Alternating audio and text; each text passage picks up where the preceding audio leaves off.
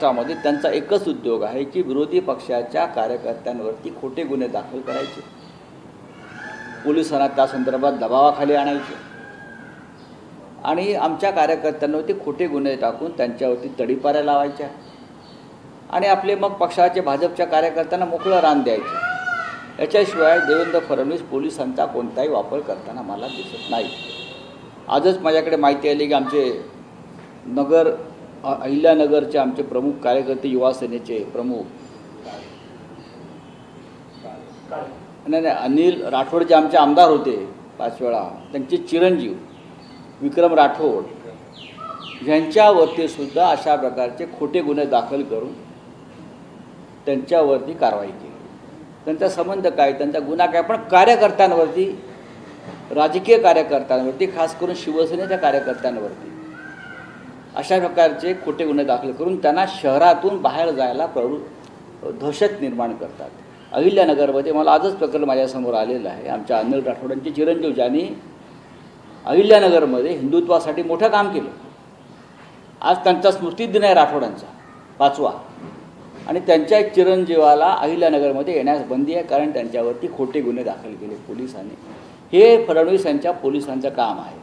याच्या आधी आमचे तिकडले शहर प्रमुख किरण काळे यांच्यावरती बलात्काराचा खोटा गुन्हा दाखल केला। आजही इतर जिल्ह्यामध्ये काँग्रेस, राष्ट्रवादी काँग्रेसच्या लोकांवरती खोटे गुन्हे दाखल केले जात आहेत। देवेंद्र फडणवीस यांना गृह खातं यासाठीच हवं आहे का? सांगावं। हेच काम असेल तर पुढे येणारी सरकारसुद्धा अशा पद्धतीनं काम करतील। माधुरी हत्येच्या संदर्भामध्ये आज बैठक घेतात मुख्यमंत्री, काय वाटतं वनताराच्या विरोधात काही निर्णय घेऊ शकतील का? आजच त्याच्यावरती सामनामध्ये अग्रलेख आहे। जी माधुरी हत्तीण आहे तिच्यासाठी कोल्हापूरकर रस्त्यावर उतरले, रडले,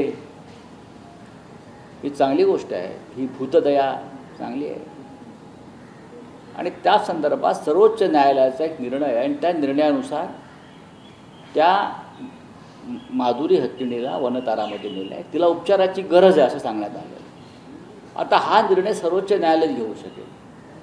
मुख्यमंत्र्यांनी बैठक घ्यावी, लोकभावनांचा आदर करावा, पण एका हत्तीणीसाठी जनता रस्त्यावर येते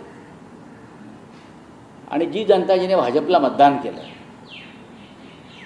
जैन समाज खास करून, मला त्यांच्याविषयी आदर आहे सगळ्यांविषयी, पण या महाराष्ट्रामध्ये 750 शेतकऱ्यांनी आत्महत्या केल्या, त्यांच्यासाठी कोणी अश्रू ढाळायला तयार नाही।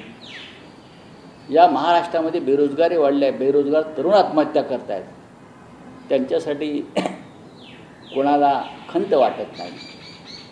पण अचानक सगळे लोक रस्त्यावरती उतरलेत। माझ्या त्या लढ्याला आमच्या शुभेच्छा शिवसेनेत आम्ही सामनामध्ये म्हटलं आहे, जर लोकभावनेचा आदर करून ही नांदणी मठातली हत्तीण जर कोल्हापूरला परत आली पूर्ण बरी होऊन, तर आम्ही स्वागतच करू। काल राज ठाकरेंनी पदाधिकाऱ्यांना सूचना केलेल्या आहेत, युतीचा निर्णय माझ्यावरती 16 युती कधी करायचं ठरवून, पण पालिकेत आपलं 100% सरकार येणार अशा पद्धतीने त्यांनी विश्वास व्यक्त केला। माननीय उद्धव ठाकरे आणि माननीय राज ठाकरे हे एकत्र आल्यामुळे मुंबई, ठाणे, कल्याण डोंबिवली, नवी मुंबई, पुणे, नाशिकसह संभाजीनगर अशा अनेक महानगरपालिकांमध्ये आम्ही नक्कीच बहुमत प्राप्त करू, हा आत्मविश्वास आमच्या कार्यकर्त्यांना नक्की आलेला आहे। एकत्र लढणार आहेत का स्थानिक स्वराज्य संस्थांच्या निवडणुकी? दोन्ही ठाकरेच मिळून बघा, ह्याच्यावरती आता दोन्ही ठाकरे येऊन चर्चा करतील। उद्या एक ठाकरे इथे येत आहेत,